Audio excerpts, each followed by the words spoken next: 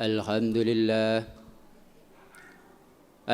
لله الذي هدانا سبل السلام وأفهمنا بشريعة النبي الكريم أشهد أن لا إله إلا الله وحده لا شريك له الملك الحق المبين وأشهد أن سيدنا محمدًا عبده ورسوله صادق الوعد الأمين اللهم صل وسلم وبارك على سيدنا محمد البرزخي بين الأحدية والواحدية وبين البطون والظهور سر التجلي الأعظم أحمد البداية والبشارة محمد النهاية والهداية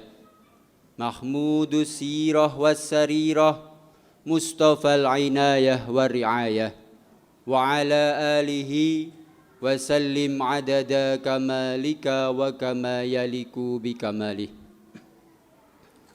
وقال تعالى في القرآن الكريم وهو أصدق القائلين أعوذ بالله من الشيطان الرجيم بسم الله الرحمن الرحيم يا أيها الذين آمنوا اتقوا الله حق تقاته ولا تموتن إلا وأنتم مسلمون وفي آية أخرى ومن يتق الله يجعل له مخرجا ويرزقه من حيث لا يحتسب عباد الله أوصيكم ونفسي بتقوى الله وطاعته وقد فاز المتقون. Hadirin jamaah Jum'ah Masjid Al-Hidayah rahimakumullah. Puji syukur alhamdulillah, pada siang hari ini kita masih diperkenankan oleh Allah Subhanahu wa Ta'ala untuk bisa hadir melangkahkan kaki kita untuk menuju ke masjid, melaksanakan ibadah sholat Jumat. Tentunya kita semua berharap semoga aktivitas kita, ibadah kita selalu mendapatkan ridho dari Allah Subhanahu wa Ta'ala. Dan wabil khusus saudara-saudara kita yang di Cianjur, yang di Lumajang, yang terkena musibah pada tahun ini, kita mendoakan semoga saudara-saudara kita diberikan ketabahan, kekuatan oleh Allah Subhanahu wa Ta'ala, dan segera diangkat musibahnya oleh Allah Subhanahu wa Ta'ala. Amin amin ya rabbal alamin. Hadirin jamaah Jum'ah rahimakumullah. Dalam satu manaqibnya Imam Ahmad ibnu Hanbal dikisahkan satu ketika Imam Ahmad ibnu Hanbal, beliau adalah salah satu murid kinasih Imam Syafi'i dan termasuk salah satu 4 madhab terbesar di dunia ini, yaitu madhab Hambali. Beliau di usia yang sudah sangat tua renta, di usia yang cukup senja, tiba-tiba terbersit di dalam hatinya ingin menuju sebuah negeri yang bernama Basrah. Basrah kalau sekarang yaitu termasuk wilayah Irak. Entah kenapa di dalam hatinya kerentek ingin menuju wilayah tersebut. Karena panggilan hatinya kuat, beliau akhirnya berangkat menuju Basrah. Sesampainya di negeri Basrah, ternyata tepat adzan sholat Isya. Akhirnya beliau mencari masjid untuk melaksanakan sholat berjamaah. Ketika selesai melaksanakan jamaah sholat Isya, beliau ingin istirahat sejenak, ingin duduk sesaat. Akan tetapi takmir masjid mengetahui ada seseorang yang ingin beristirahat di dalam masjid tersebut.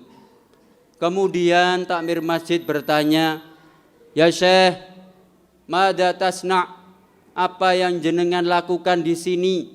Kemudian Imam Ahmad Ibnu Hambal menjawab, "Saya seorang musafir, saya ingin beristirahat sejenak."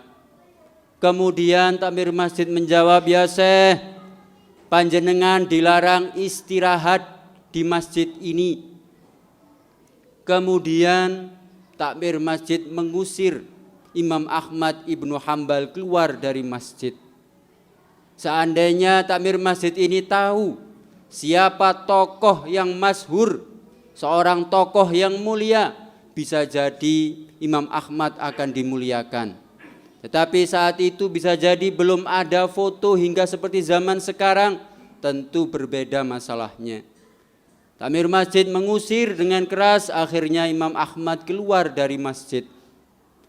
Ketika karena kepayahan yang luar biasa, Imam Ahmad Ibnu Hambal istirahat dan duduk sejenak di teras masjid.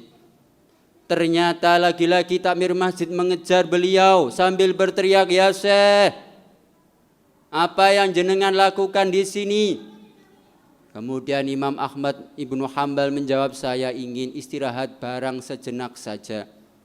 Tetap pada pendiriannya, si takmir tetap mengusirnya dengan nada keras.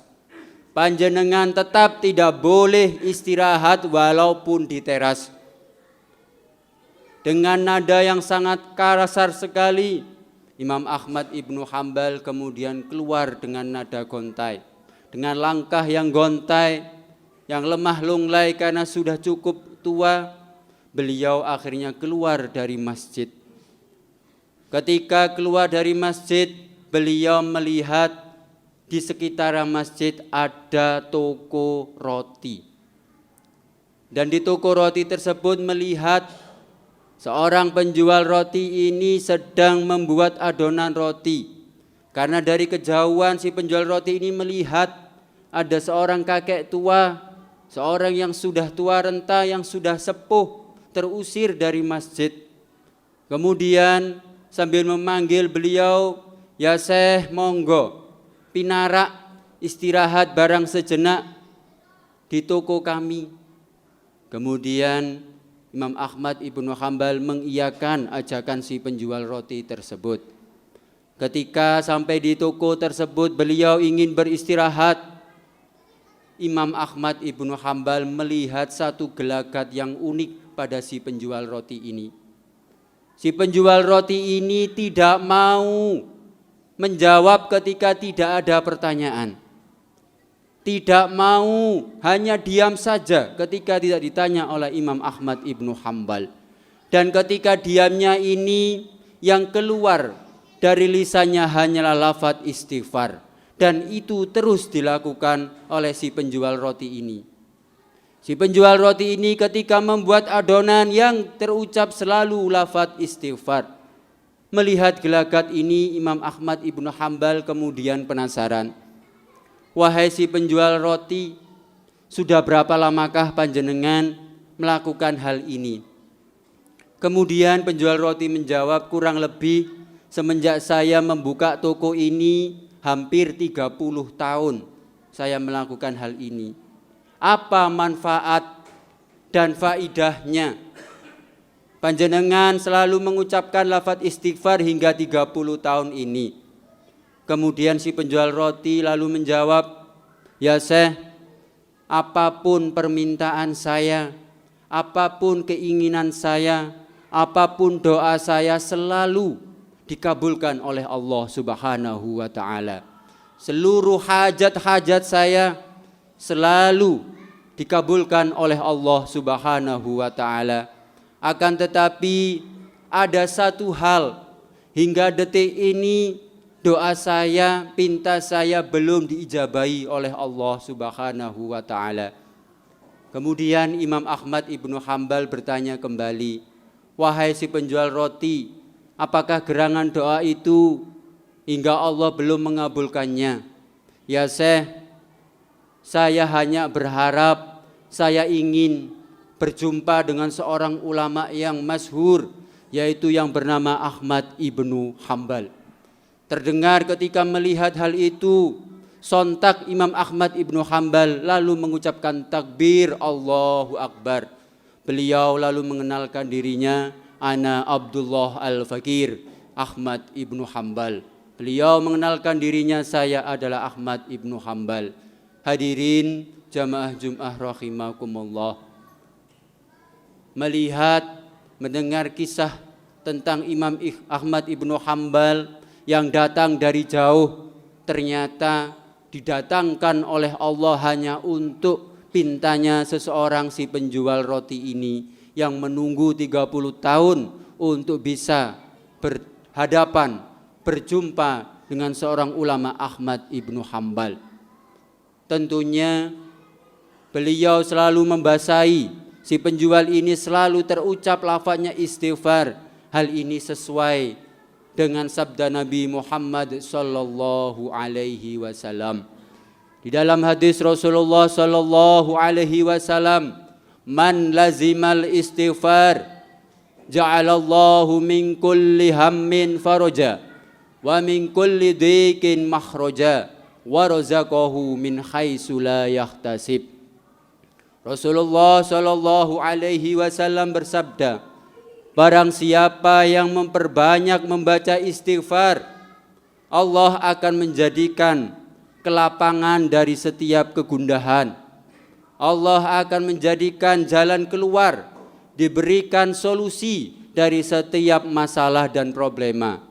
Dan Allah akan memberikan rizki dari arah yang tanpa diduga-duga. Dan tentunya kita harus meniru jejak langkah Rasulullah sallallahu alaihi wasallam. Rasulullah sallallahu alaihi wasallam tidak kurang setiap harinya selalu mengucapkan wirid, membaca zikir istighfar hingga 100 kali per harinya. Tentunya kita berharap selain mengikuti sunnah Rasulullah, kita berharap semoga kehidupan kita diberikan banyak kemudahan oleh Allah Subhanahu wa taala. Amin amin ya rabbal alamin. Hadirin jamaah Jum'ah rahimakumullah. Semoga khutbah yang sangat singkat ini kita semua diberikan kekuatan iman oleh Allah Subhanahu wa taala. Diberikan kekuatan tetap istiqomah dalam menjalankan ibadah dan diberikan banyak kebaikan, keberkahan fid dini wad dunya wal akhirah. Amin amin ya rabbal alamin. Barakallahu li wa lakum fil Qur'anil Karim wa nafa'ani wa iyyakum minal ayati wa dzikril hakim wa qur rabbighfir warham wa anta khairur rahimin.